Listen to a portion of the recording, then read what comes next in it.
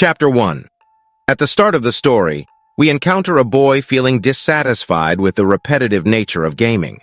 His frustration leads him to throw his Nintendo Switch in disappointment.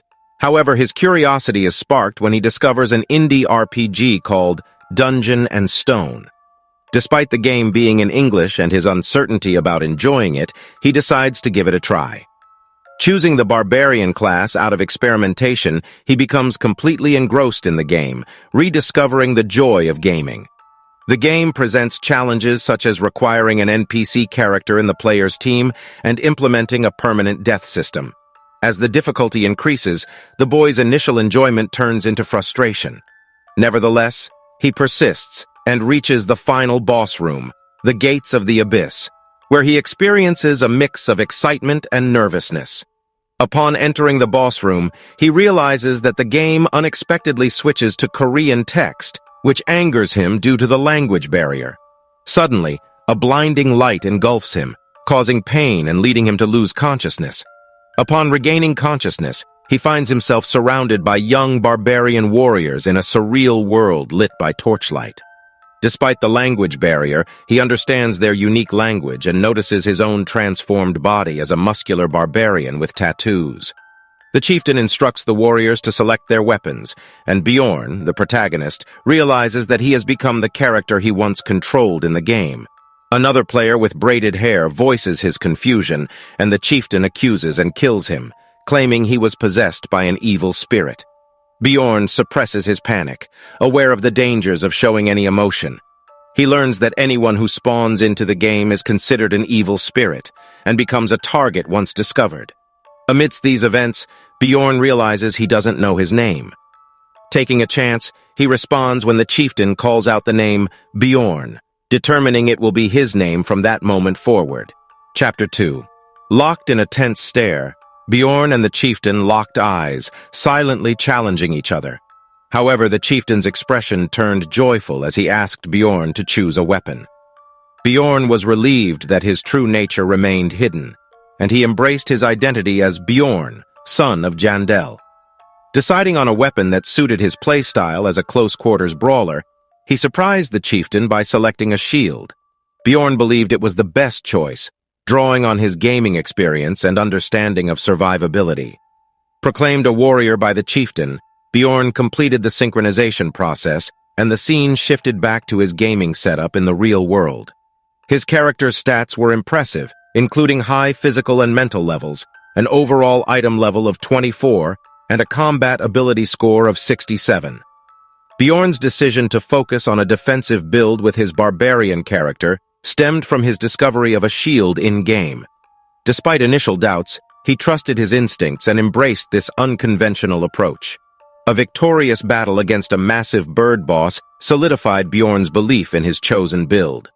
Transitioning to a new chapter, the chieftain's command opened the gates of the barbarian stronghold. The young warriors eagerly sprinted towards their first trial, a labyrinthine maze. Bjorn felt a mix of nerves and anticipation as they entered. However, chaos erupted when the crowd realized they were lost and blamed their leaders. Observing the chaos, Bjorn devised a plan to guide the new leader, Einar, discreetly. He approached her and offered his guidance without bullying, pointing her towards a group of experienced adventurers. Einar accepted his suggestion, and the crowd praised her, unaware of Bjorn's influence. Disappointed in the ignorance of the barbarians, Bjorn continued forward with his own agenda. The crowd eventually reached the labyrinth, their intended destination, but Bjorn questioned the wisdom of entering at that moment. He contemplated alternative ways to fulfill his tax obligations and felt anxious about surviving in the labyrinth. Einar approached him, urging him to join her, but Bjorn hesitated. Einar thanked him for his help and expressed admiration for his intelligence. Offering a vague piece of advice, Bjorn acknowledged his identity as a barbarian and raised his shield, understanding that he had to face the labyrinth head-on. With determination, Bjorn sprinted towards the labyrinth's gate. It triggered a notification for the Level 1 crystal cave and questioned his whereabouts in the dark abyss of the cave. Chapter 3. The scene shifts back to where we left off, with Bjorn entering the dungeon known as the labyrinth. However, he is immediately engulfed in darkness and unable to see anything. Bjorn recalls his experience from the game and remembers that the first level of the labyrinth usually had crystals on the walls, providing illumination. But he realizes that he might be in the darkness region, a treacherous part of the labyrinth devoid of light. Bjorn acknowledges that the rules in this world are different and understands that he needs to find a solution. Feeling frustrated and annoyed, Bjorn decides that staying in one place won't help. He places his hand on the wall and begins slowly moving, using it as a guide. With each step, Bjorn cautiously navigates through the darkness. However, before he can change his pace to crawling, he suddenly feels a sharp pain in his foot and screams out in agony. He looks down and realizes that his foot is caught in a goblin trap, with spikes piercing through his skin. Despite the excruciating pain, Bjorn knows he needs to remain silent to avoid alerting any nearby goblins. He musters his willpower and silently works to break free from the trap using his shield. As he carefully hammers at the trap, he keeps a watchful eye on his surroundings, ensuring he is not being observed by the goblin. Bjorn wonders if the goblin is nearby or if he's fortunate enough to have escaped its attention. However, he quickly reminds himself to assume the worst and remain vigilant. Finally, managing to free his foot from the trap, Bjorn realizes that the poison from the trap is spreading, causing his leg to go numb. He lifts his shield, prepared for an encounter with the goblin. Bjorn taunts the goblin, calling it a coward and urging it to come out of hiding. The poison's paralyzing effect intensifies, and his right foot becomes completely immobilized. Despite the growing pain and the presence of the goblin, Bjorn refuses to show weakness and keeps his resolve. As he waits for the goblin's response, Bjorn can hear footsteps behind him. He realizes that the goblin is indeed stalking him, waiting for the perfect opportunity to attack. Using his instincts, Bjorn decides to employ a different strategy. Instead of moving away, he kneels on the ground and feigns collapse, hoping the goblin will be fooled into thinking the poison has taken effect. The goblin approaches, throwing rocks at Bjorn to ensure he is truly incapacitated. Remaining motionless, Bjorn endures the pain of the rocks hitting him, knowing that the goblin's actions confirm its presence. Once the goblin gets close enough, Bjorn seizes the opportunity to strike. He launches himself at the goblin, aiming to land a powerful blow. However, the goblin anticipates Bjorn's move and dodges his attack, displaying unexpected intelligence. The goblin's horrid smile reflects its delight in toying with Bjorn, but at that moment, Bjorn feels a surge of power coursing through him. His body moves with an almost supernatural force, his eyes glowing red. With one powerful punch, he pummels the goblin to the ground. Bjorn continues to deliver a relentless onslaught of punches, expressing his newfound strength and asserting that he is not the prey in this scenario. The goblin cries out in pain as Bjorn's fists of iron crush it to death. As the life drains from the goblin, Bjorn revels in his victory, realizing the immense difference between his current body and the sickly boy he once was. Witnessing the disintegration of the goblin's body, he notices a red gemstone left behind. Picking it up, Bjorn recognizes it as a grade 9 magic crystal with an estimated value of 1 piece of bread, a meager reward for enduring such suffering. Despite the disappointment, Bjorn wears a sad smile, understanding that this world is not fair. He sinks back to the ground, using all his strength to get up. It dawns on him that this is not merely a game, and he vows to never mistake this reality for a game again. Chapter 4. In his injured and weakened state, Bjorn crawls through the dark region, leaving a trail of blood. The pain intensifies as he triggers more traps, but he perseveres, determined to survive. Despite contemplating seeking help, he dismisses the idea, believing that nobody would aid a barbarian like him. He reflects on the fate of the player struck down by the chieftain, unsure if they survived or perished within the game.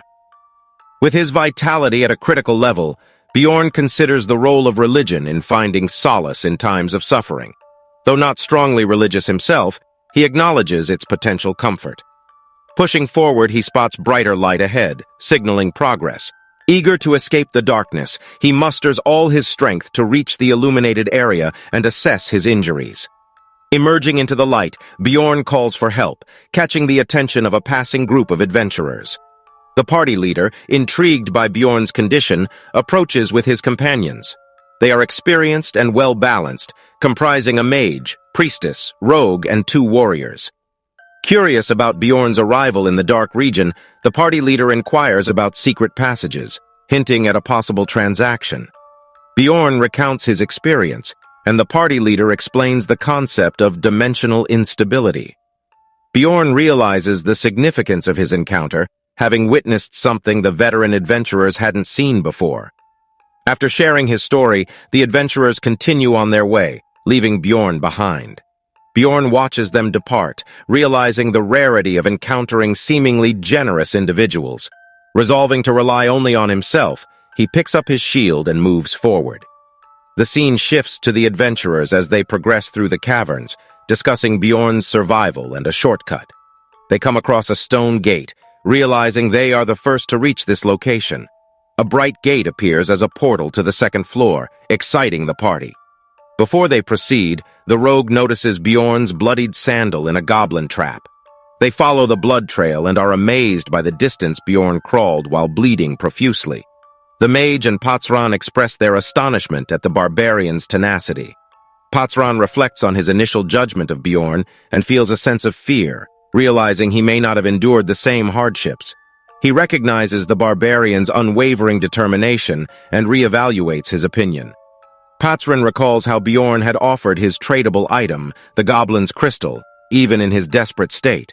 He realizes that the barbarian possesses an indomitable spirit and refuses to give in. Patsran asks Draus, the party leader, for Bjorn's name, intrigued by his unwavering resolve.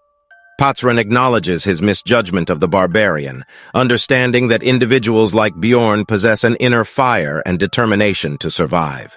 They confront any challenge with unwavering resolve, refusing to choose death as an escape. Chapter 5. As Bjorn, covered in goblin blood, continued smashing skulls in the darkness region, he couldn't help but notice the predictable nature of the goblin ambushes. With each strike of his shield, he fended off their attacks effortlessly. However, hunger began to gnaw at his stomach, and he realized he had lost most of his rations due to a hole in his bag. Bjorn's desperation grew as he yearned for water in the crystal-filled cave. It was then that he encountered another adventurer, a young knight named Hans, who sat nearby with his backpack. Their unspoken agreement not to interact with other adventurers seemed to fade as they locked eyes. Bjorn's exhaustion became overwhelming, and he needed rest. But he faced a dilemma in the labyrinth. He could either trust his belongings to fate and sleep, hoping they wouldn't be stolen, or find allies to safeguard their loot together. Being a barbarian made it difficult for Bjorn to find companions, as most people preferred to exclude him due to his class. Frustrated and angry, he had almost given up hope until Hans accidentally bumped into him.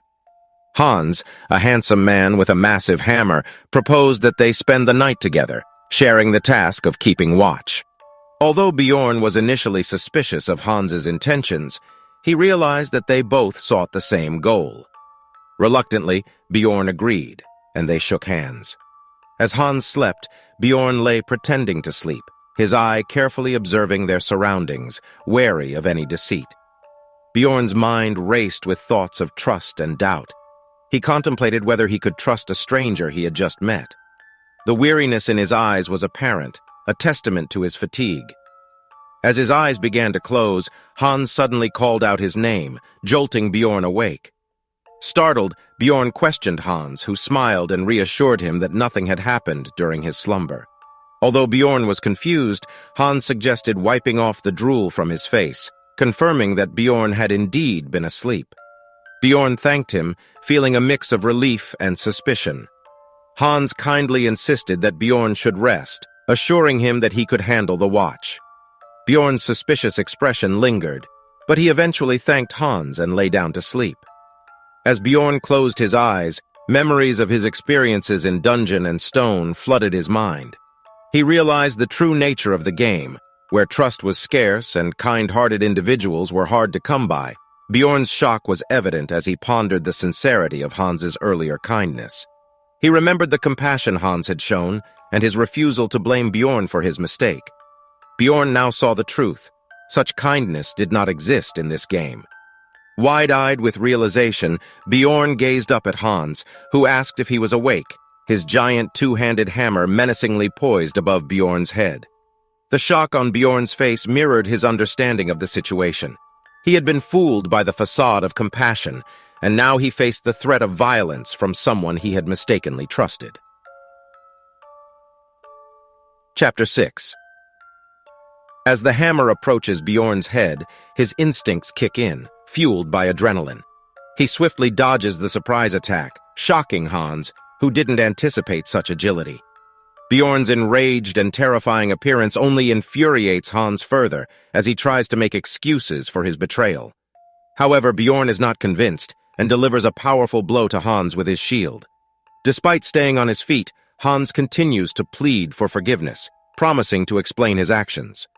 Bjorn, pretending to agree with Hans, presses for more information, realizing that there's more to the story. Hans eagerly shares his plan to steal Bjorn's magic crystals, including his valuable shield, and even admits to his intention of killing Bjorn for his heart.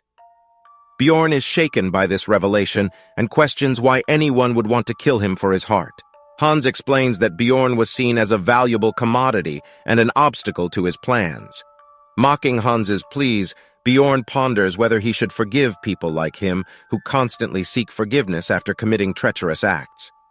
Despite Hans's continued begging, Bjorn ultimately decides to end his life, gaining an achievement for his first murder.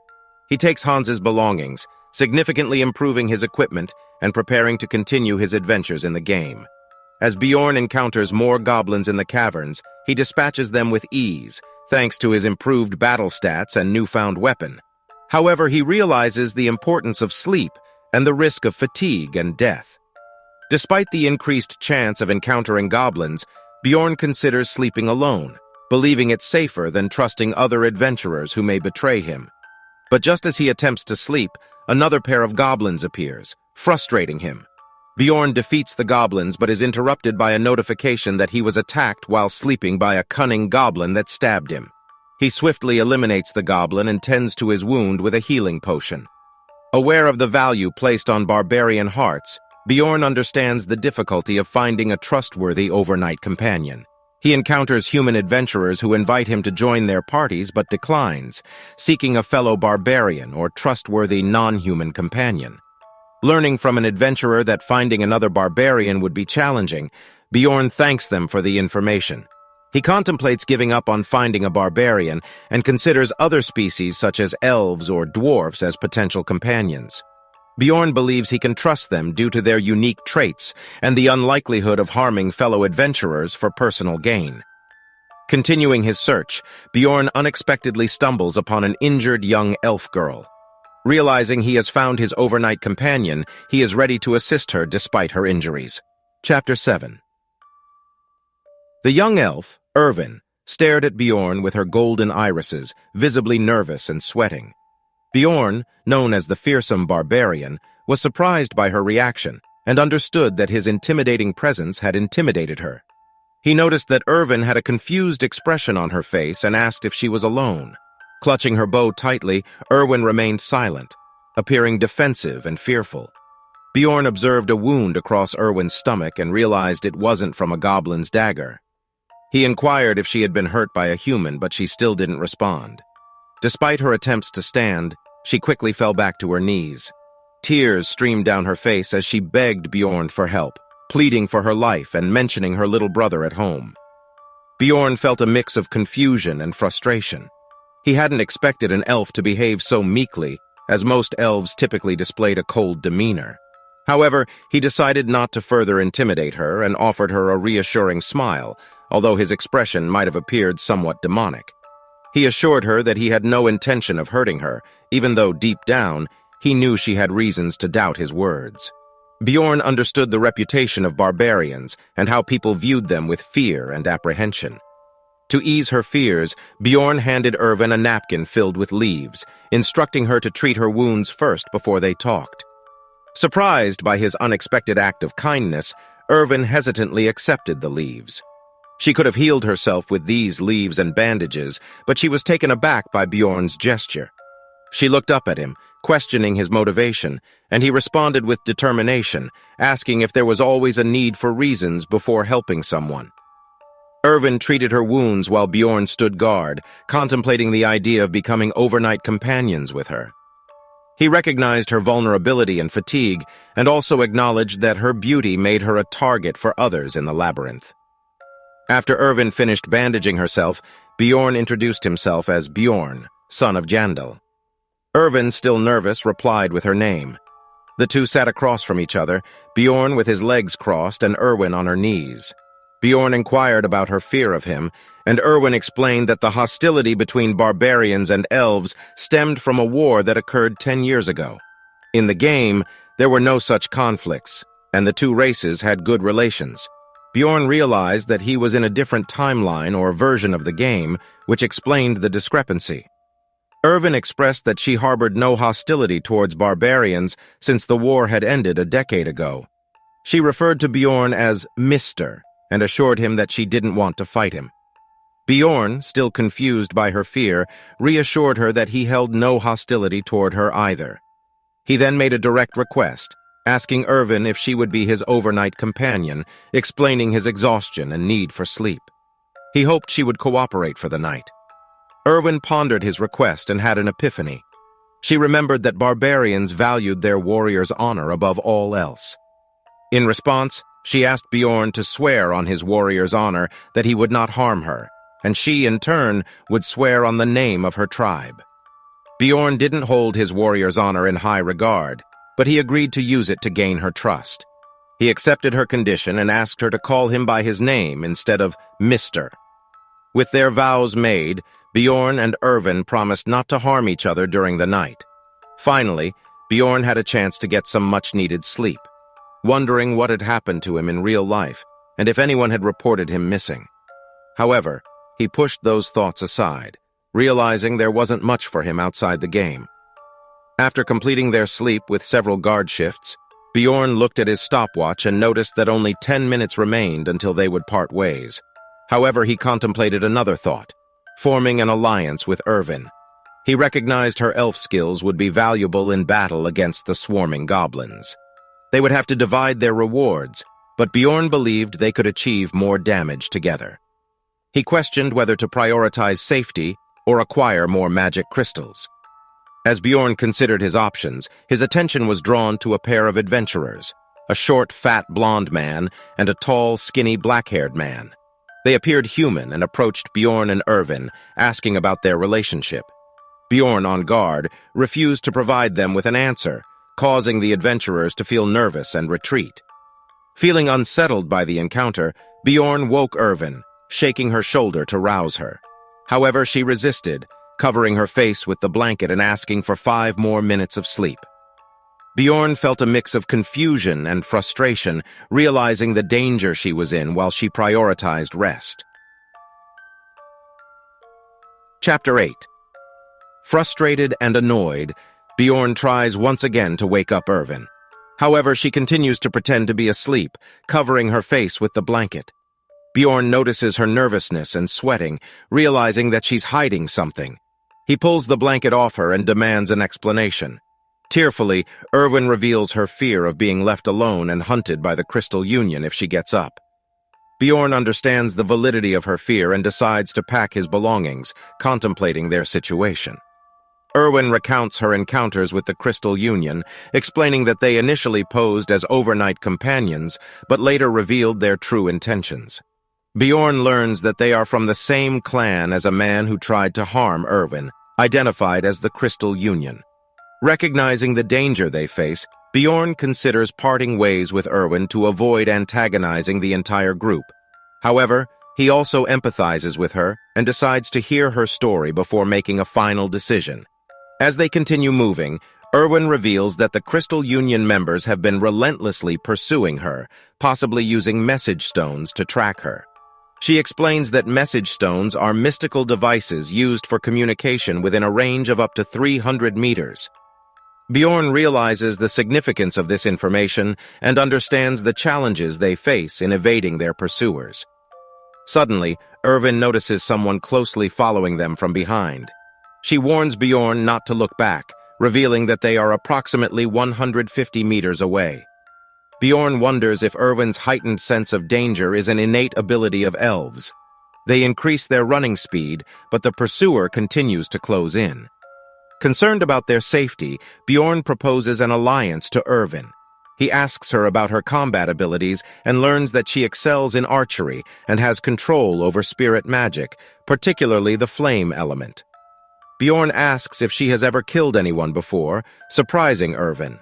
Although she admits she hasn't killed anyone yet, she expresses her willingness to do so if necessary. Impressed by her determination, Bjorn offers Irvin a 10% split of his magic crystals and invites her to become his ally. She gladly accepts, solidifying their partnership. However, their pursuer remains a constant threat, with only 100 meters separating them. Bjorn devises a plan to escape into the darkness of the caverns, where they will be difficult to track. As they enter the darkness region, Irvin summons a fire spirit to light their path.